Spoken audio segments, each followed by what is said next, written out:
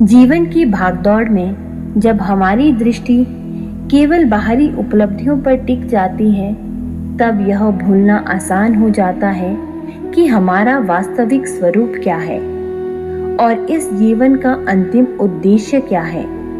अध्याय 7 के श्लोक 25 से 30 में भगवान श्री कृष्ण हमें यह गहरा सत्य बताते हैं कि वे स्वयं इस संसार की माया से ढके हुए रहते हैं। सब लोग उन्हें उनकी वास्तविक दिव्यता में नहीं जान पाते।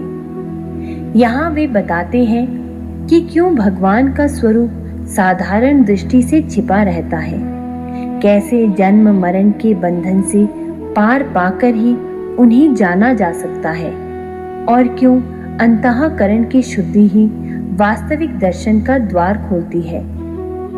आज के युवाओं और प्रोफेशनल्स के लिए यह संदेश अत्यंत प्रासंगिक है। जब ज्ञान, करियर और सोशल पहचान का बोझ हमें भीतर से खाली कर देता है, तब यह श्लोक याद दिलाते हैं कि परमात्मा को समझने के लिए केवल बुद्धि नहीं, निर्मल हृदय और समर्पित चेतना चाहिए। आइए इन श्लोक के माध्यम से अपने जीवन के उस अदृश्य सत्य को पहचाने जो हर अस्थिरता के पीछे अडिग और नित्य है।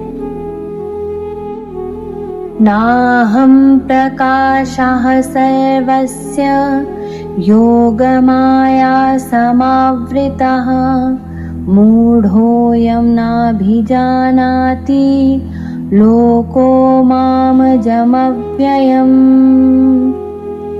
मैं सभी के सामने प्रकट नहीं होता क्योंकि मेरी योग माया ने मुझे ढक रखा है।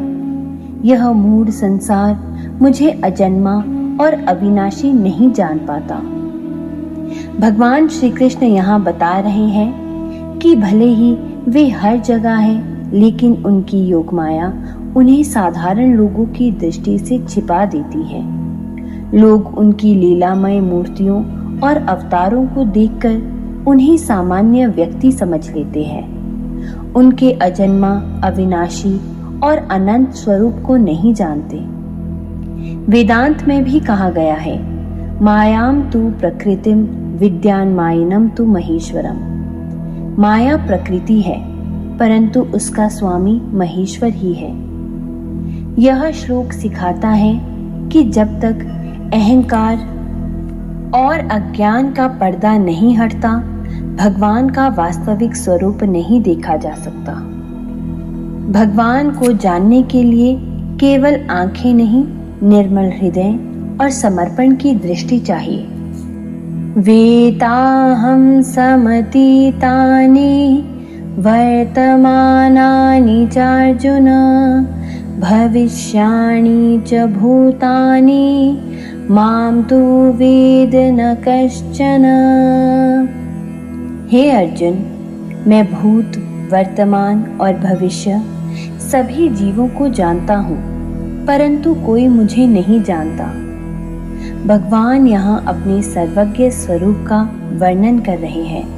वे कहते हैं, मैं सबका अतीत जानता हूँ, वर्तमान जानता हूँ और भविष्य भी जानता हूँ, लेकिन जीव अपनी सीमित बुद्धि और अहंकार के कारण मुझे नहीं जान पाते। उपनिषदों में कहा गया है, यो वेद निहितम गुहायाम। जो हृदय की गुहा में स्थित उस परमात्मा को जानता है, वही मुक्त होता है। यह श्लोक हमें विनम्रता सिखाता है कि ज्ञान का शिखर तभी प्राप्त होता है जब हम मान लें कि सब कुछ जानने वाला केवल वही है। सच्चा ज्ञान तब आता है जब हम यह स्वीकार कर लें कि भगवान ही सबके भीतर और बाहर का ज्ञाता है। इच्छा द्वेष समुत्थेन द्वंद्व मोहेन भारत सर्वभूतानि सम्मोहं सर्गे यान्ति परन्तप। हे भारत, जन्म लेते ही सभी जीव राग द्वेष से उत्पन्न मोह के कारण पूर्ण भ्रम में पड़ जाते हैं। भगवान यहाँ मनुष्य के जन्मजात मोह का कारण बता रही है। जैसे ही जीव जन्म लेता है, उसकी बुद्धि राग यानी आसक्ति और द्वेष यानी घृणा के द्वंद्व में उलझ जाती है। यही द्वंद्व उसे परम सत्य से दूर कर देता है। वेदांत में कहा गया है, राग द्वेष विमुक्तिस्तु विषयानि इंद्रियश्चरन्। राग और द्वेष से मुक्त होकर ही इंद्रियां और मन संयमित हो सकते हैं। यह श्लोक हमें सिखाता है कि जीवन में मोह और द्वंद्व से ऊपर उठना ही साधना है। राग द्वेष को पहचानो और छोड़ो, यही शांति और आत्मज्ञान का प्रथम कदम है। येषां त्वन्तगतं पापं जनानां पुण्यकर्मणां ते द्वन्द्वमोह निर्मुक्ता भजन्ते माम दृढ़व्रताः। जिन लोगों के पाप नष्ट हो चुके हैं और जिन्होंने पुण्य कर्म किए हैं, वे द्वंद्वों से मुक्त होकर दृढ़ निश्चय के साथ मेरी भक्ति करते हैं। भगवान बताते हैं कि जब किसी व्यक्ति के पाप समाप्त हो जाते हैं और वह पुण्य कर्म करता है तो उसका चित्त शुद्ध हो जाता है। तब वह राग द्वेष के द्वंद्व से मुक्त होकर दृढ़ निश्चय और एकाग्रता के साथ भगवान की भक्ति कर पाता है। उपनिषदों में कहा गया है, यस्य नाहं कृतो भावो बुद्धिरस्य न लिप्यते।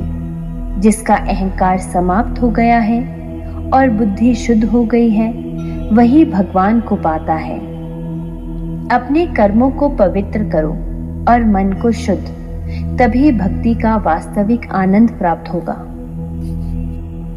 जरा मरण मोक्षाय मामाश्रित्य यतन्ति ये ते ब्रह्म तद्विदुः कृत्स्नम् अध्यात्मं कर्म चाखिलम्।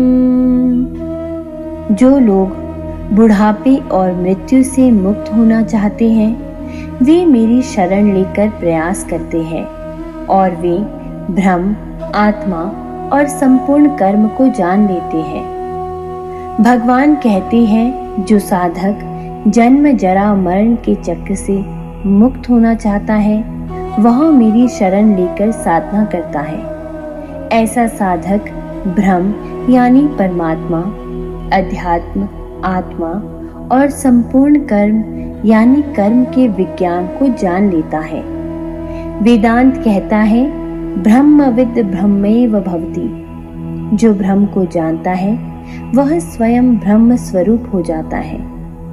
यह श्लोक मोक्ष मार्ग का सार है। भगवान की शरण, ज्ञान और भक्ति तीनों से ही जन्म मरण का बंधन टूटता है। मोक्ष चाहते हो तो भगवान की शरण लेकर ज्ञान और भक्ति दोनों का अभ्यास करो। साधिभूताधिदैवं मां साधियज्ञं च ये विदुः प्रयाणकालेऽपि च मां ते विदुर्युक्तचेतसः। जो लोग मुझे अधिभूत, अधिदैव और अधियज्ञ के रूप में जानते हैं, वे अंत समय में भी मुझे जान लेते हैं। भगवान यहाँ 3 रहस्यों का वर्णन करते हैं। पहला, अधिभूत यानी संपूर्ण भौतिक जगत। दूसरा, अधिदैव, देवता और देवी शक्तियां। और तीसरा और आखिरी, अधियज्ञ, यज्ञ का आधार अर्थात स्वयं भगवान। जो व्यक्ति जीवन रहते हुए इन तीनों को भगवान के रूप में जान लेता है, वह मृत्यु के समय भी भगवान को ही पाता है। उसका चित्त स्थिर, जागरूक और परमात्मा में लगा रहता है। उपनिषदों में कहा गया है, अंतकाले च मामेव स्मरन् मुक्ता कलेवरम। अर्थात अंत समय में जो भगवान को स्मरण करता है वह उन्हीं को प्राप्त होता है। जीवन भर भगवान को हर जगह देखो ताकि अंतिम समय में भी तुम्हारा चित्त उन्हीं में स्थिर रहे। इन श्लोकों में भगवान श्री कृष्ण ने हमें अपने अदृश्य और अजन्मा स्वरूप का बोध कराया। उन्होंने बताया, माया के पर्दे के कारण लोग उन्हें नहीं जान पाते। जो जन्म मरण के भय से पार होते हैं वही उनके वास्तविक स्वरूप को जानते हैं। परमात्मा ही इस जगत का कारण, पालनकर्ता और अंतिम आश्रय है। यह ज्ञान हमें सिखाता है कि सच्चा ज्ञान केवल शास्त्र पढ़ने से नहीं, परमात्मा की शरण और मन की शुद्धि से प्राप्त होता है। आज से संकल्प ले, जीवन की दौड़ में उस अदृश्य परमात्मा को ना भूले। हर कार्य, हर विचार, हर भावना को उसकी स्मृति और समर्पण से जोड़े। यही श्री कृष्ण का संदेश है।